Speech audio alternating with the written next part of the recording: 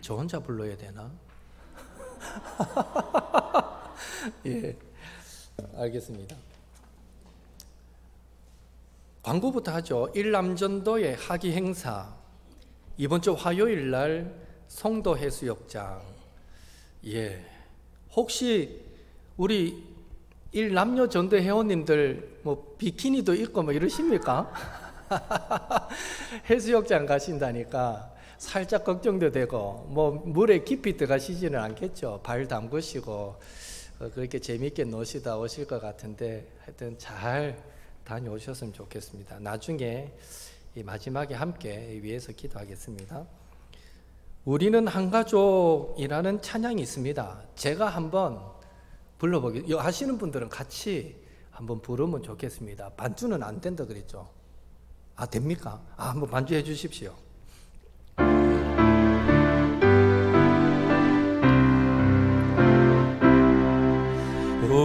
우리는 한 가족, 예수 안에 한 가족, 주님 우리를 하나로 만드사 높이 되라 하시네. 한 번 더 같이 해볼까요? 우리는 한 가족, 예수 안에 한 가족, 주님 우리를 하나로 만드사 하나로 만드사 높이 되라 하시네. 되라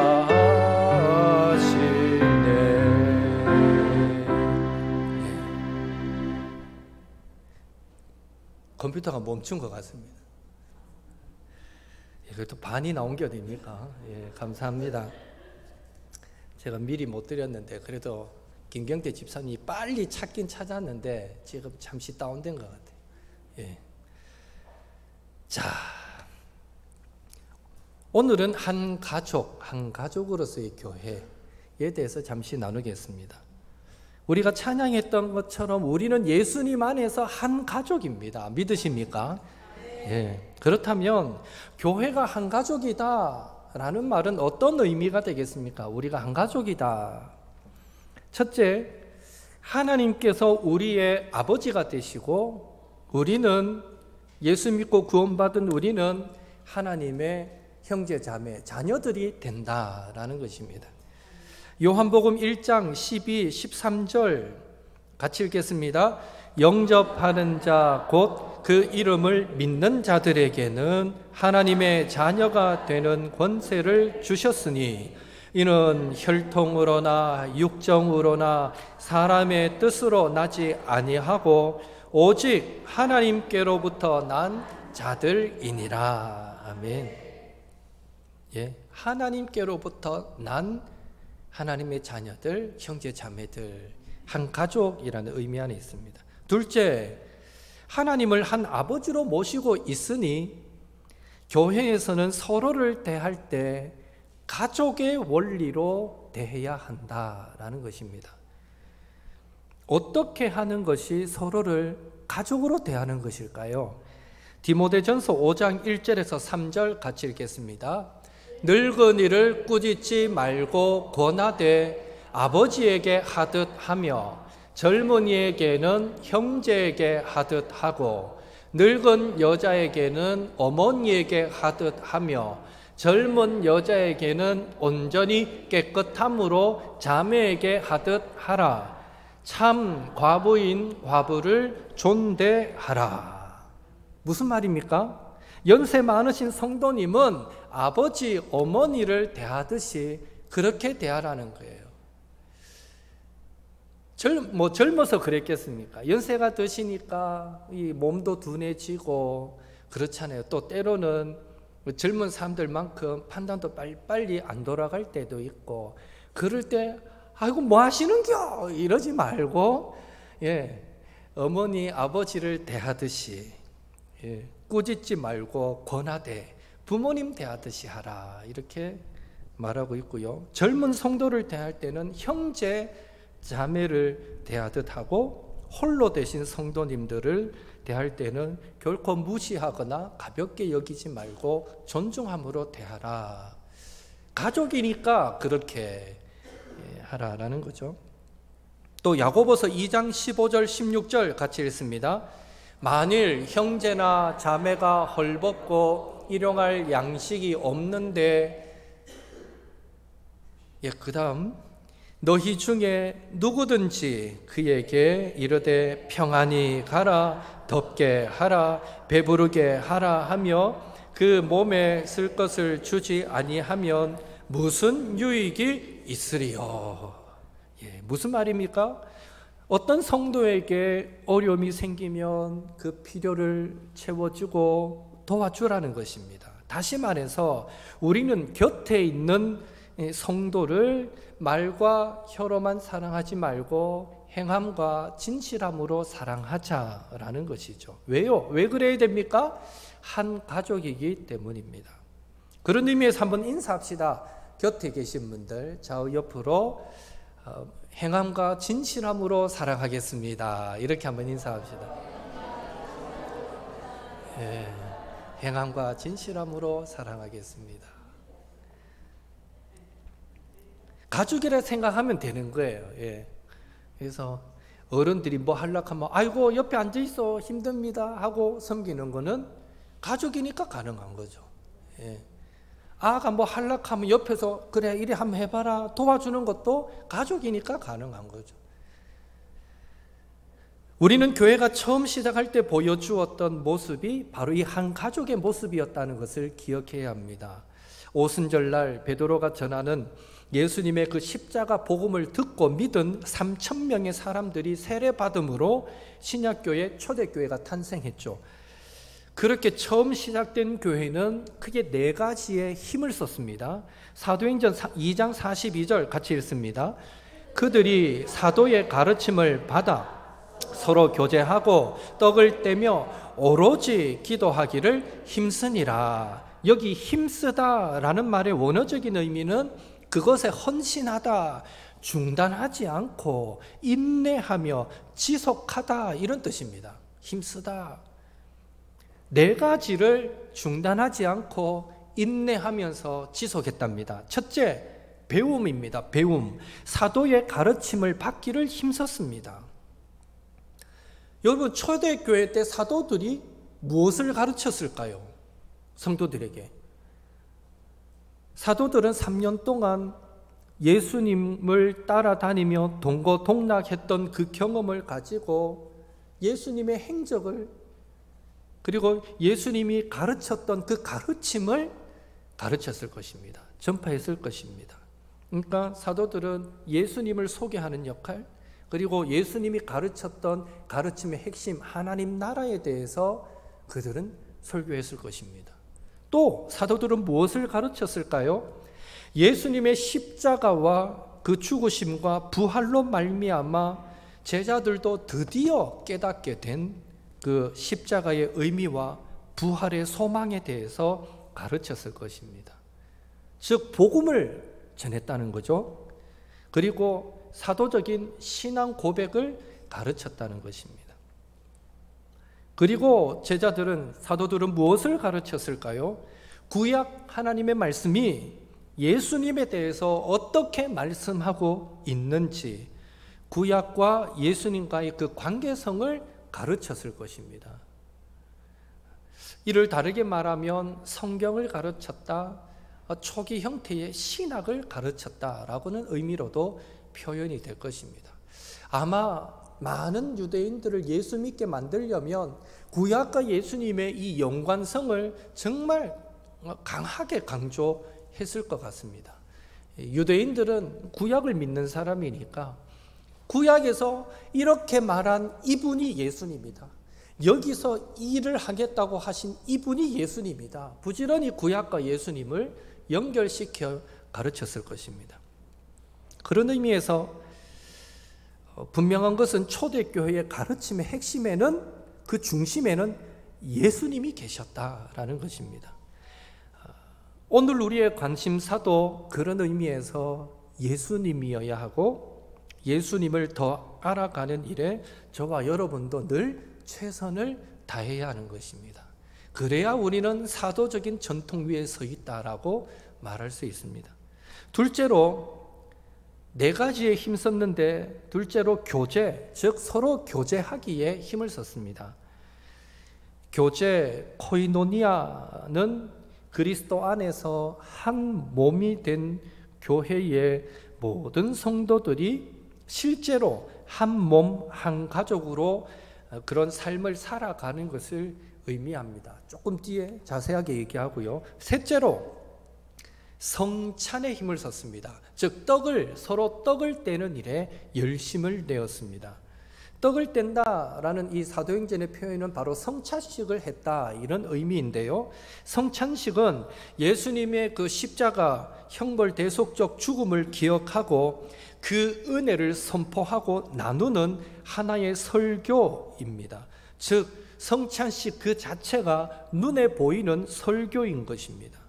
또한 성찬식에서 예수 그리스도의 살과 피를 상징하는 떡과 포도주를 먹고 마실 때 생명의 양식이신 예수 그리스도를 우리는 먹고 마시는 은혜를 누리게 되는 것입니다. 바로 이런 성찬을 모일 때마다 했고요. 넷째, 기도입니다. 기도하기에 힘을 썼습니다. 교회를 통해서 하나님이 그리스도 안에서 예수님 안에서 행하신 일, 즉 하나님 나라가 이 땅에 임했다는 것이 잘 증거되기를 위해서 기도했고, 교회가 하나님 나라를 보여주는 곳으로서 더 온전한 모습이 되도록 기도했고, 더 나아가서 이 모든 것들을 회방하는 악한 세력으로부터 교회를 보호해달라고 기도하기에 힘을 썼습니다. 초대교회는 이 네 가지에 힘을 썼죠. 이렇게 처음 시작된 교회는 배움과 교제와 성찬과 기도에 힘을 썼는데, 특별히 사도행전 2장 44절에서 47절은 이 성도의 교제가 가족의 모습이었다라는 것을 구체적으로 우리에게 설명해 줍니다. 44절에서 47절 또 같이 읽습니다. 믿는 사람이 다 함께 있어 모든 물건을 서로 통용하고 또 재산과 소유를 팔아 각 사람의 필요를 따라 나눠주며 날마다 마음을 같이하여 성전에 모이기를 힘쓰고 집에서 떡을 떼며 기쁨과 순전한 마음으로 음식을 먹고 하나님을 찬미하며 또 온 백성에게 칭송을 받으니 주께서 구원받는 사람을 날마다 더하게 하시니라. 아멘. 믿는 사람이 다 함께 있어. 이 말은 성도들은 가능한 함께 모여 있으면서 일상적인 삶을 같이 했음을 의미합니다. 교회는 이렇게 함께 살아가는 가족의 특징을 지닙니다. 아마 그 당시만 해도 이런 오늘같이 산업화된 시대는 아니기 때문에 가족 단위, 마을 단위가 다 하나의 공동체를 형성하기는 쉬웠을 것입니다. 그렇지만 분명한 것은 예수님을 믿는 사람들도 다 함께 있어 늘 붙어 다녔다는 얘기는 아니겠지만 가까운 곳에 이웃하면서 가능한 모든 일을 함께 나누고 함께 의논하고 함께 고민하고 함께하는 이 가족 같은 삶을 살았다.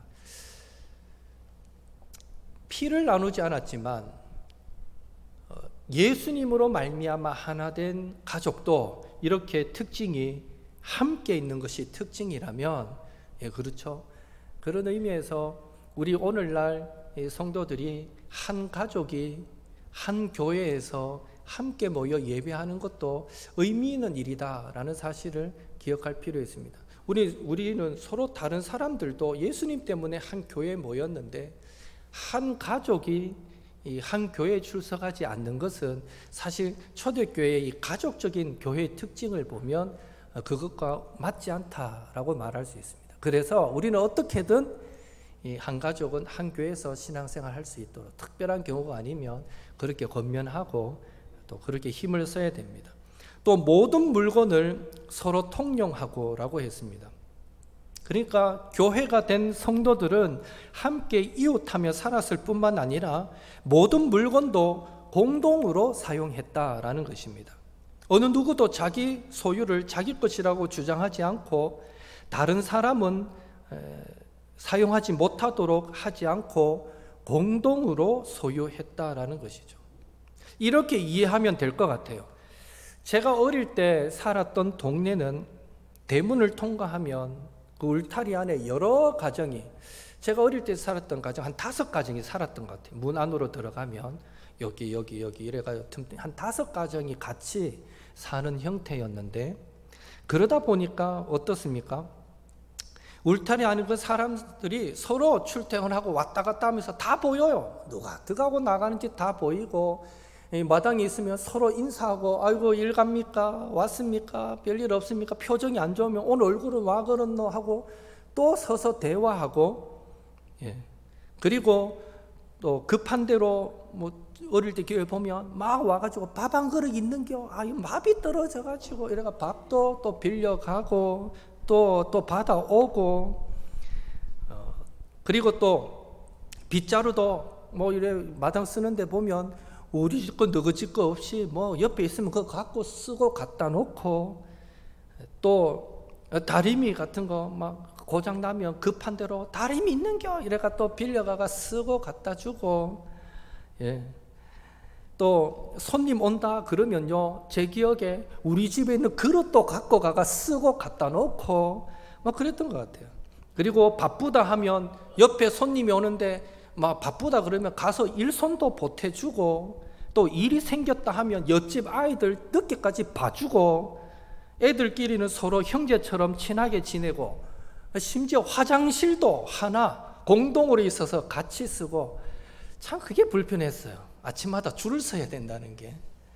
저같이 좀 느긋하게 봐야 되는 사람은 정말 스트레스, 밖에 2명 3명 줄 서 있으면 막 스트레스에 그게 나오던 것도 들어가 버려요 그냥.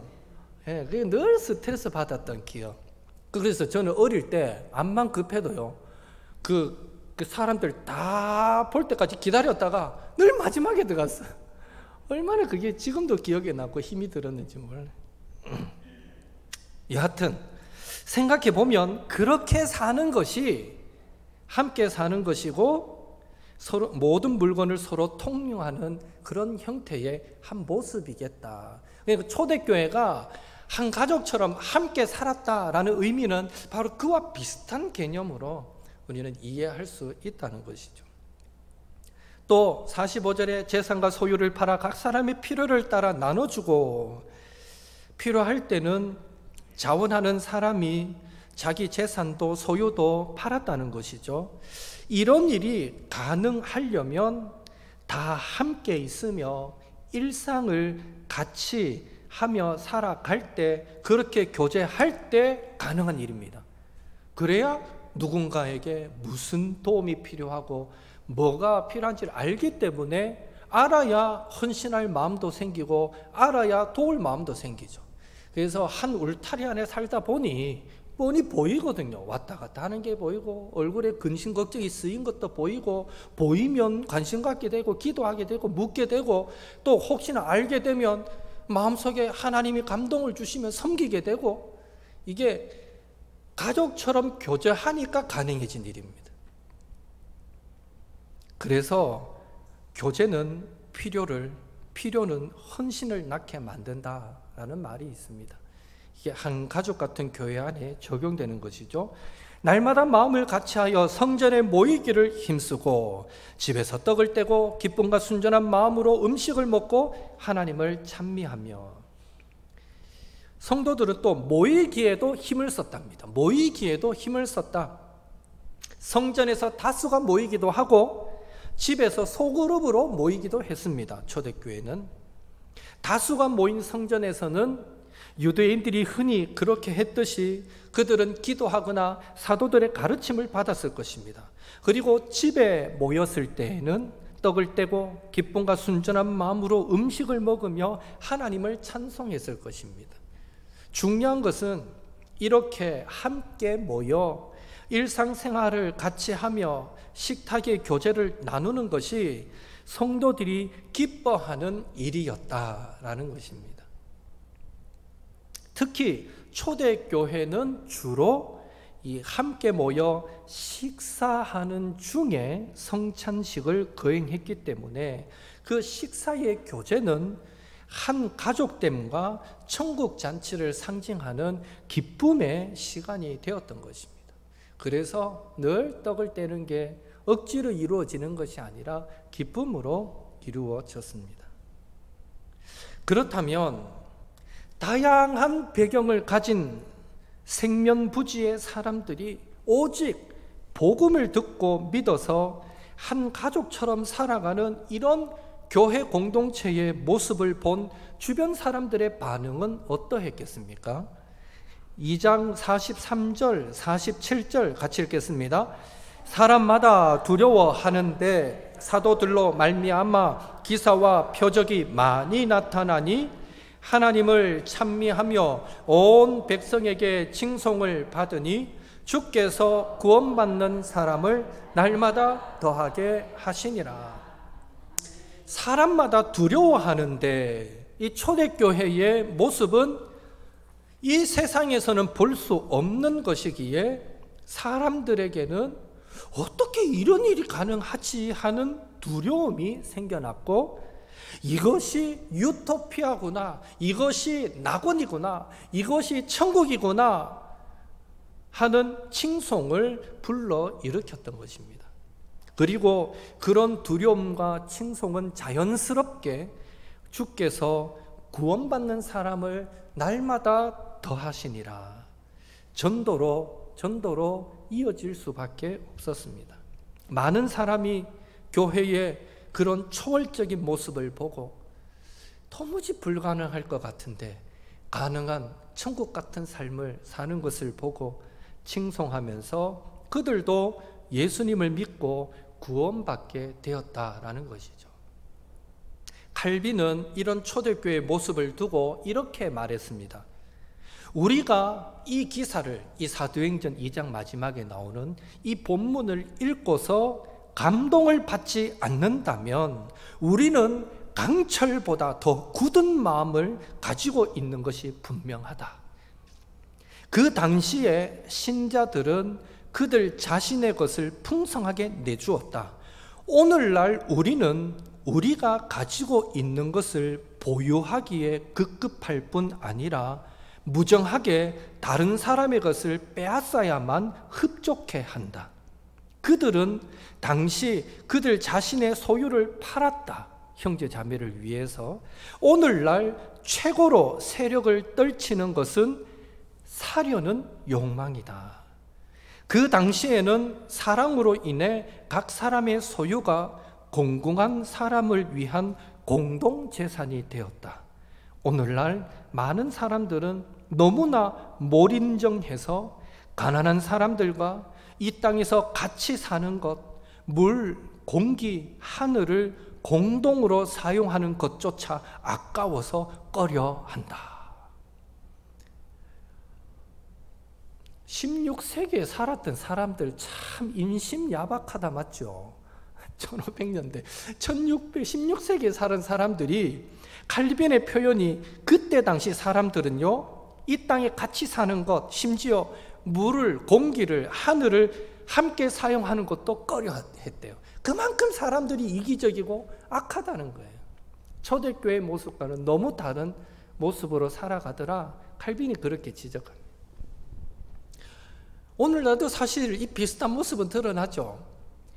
그 주공 아파트입니까? 정부에서 짓는 거. 정부에서 지은 아파트가 있고 일반 그 세상 다른 기업에서 지은 아파트가 딱 있고 뒤에 골목길이 있으면 이 골목길 사이에 이거 뭡니까? 펜스를 쳐버리죠. 서로 오가지 못하게 만들려고. 저 대구도 저쪽 동네 가면 있어요. 예. 겉으로 지나가다 보면 비슷해요. 아파트는 비슷하게 보이는데 이거는 뭐 예를 들면 뭐 SK가 지은 거면 이거는 도시공사가 지었다는 거예요. 그래서 그 사이에 딱 아파트 사이에 길에 딱 펜스를 쳐가지고 절대 못 가게 해요. 그리고 아이들도 서로 같이 못 놀게 만들고. 예. 왜 그렇게 해야만 될까요? 이 더불어 사는 가족의 개념이 사라지니까. 예. 격이 안 맞다는 거예요. 수준이 안 맞다는 거죠. 절대 저쪽 동네 사람하고 우리 애들이 안 엮였으면 좋겠다는 거죠. 정말 악하게 키우는 거예요. 초대교회가 보여준 이 한 가족으로서의 아름다운 교회의 모습처럼 우리 옥토교회도 성도 한 사람 한 사람이 각자가 감당해야 될 그 역할을 믿음으로 잘 감당하심으로 한 가족으로서의 아름다운 교회, 세상 사람들이 칭찬하고 찾아오고 싶은, 함께하고 싶은 교회, 그런 교회가 바로 우리 옥토교회가 될 수 있기를 예수님의 이름으로 축원합니다.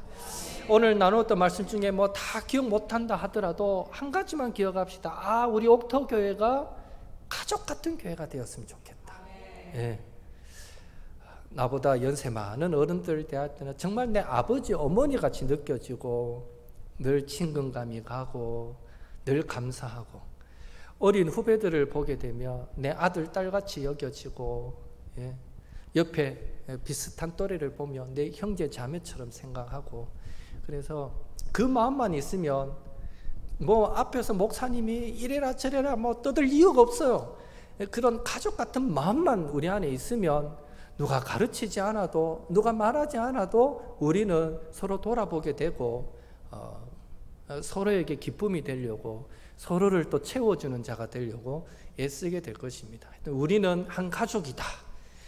성경도 가족이기 때문에 어른들을 마치 아버지 대하듯 어머니 대하듯 하고, 또 옆에 형제 자매들을 친형제 자매처럼 대하듯 하라라고 가르치고 있습니다. 마땅히 그래 살아가야 한다는 것을 생각하시고, 저와 여러분도 우리 각자가 처한 그 자리에서 나는 교회 안에서 어떤 역할을 감당해야 되는가 찾아가시고 그 역할 잘 감당하셔서 우리 옥토교회를 더 가족 같은 교회, 사람들이 저기는 딴 데는 몰라도 저 교회는 한번 가보고 싶다 싶은 그런 교회 만들어가는 저와 여러분이 되시기를 예수님의 이름으로 축복합니다.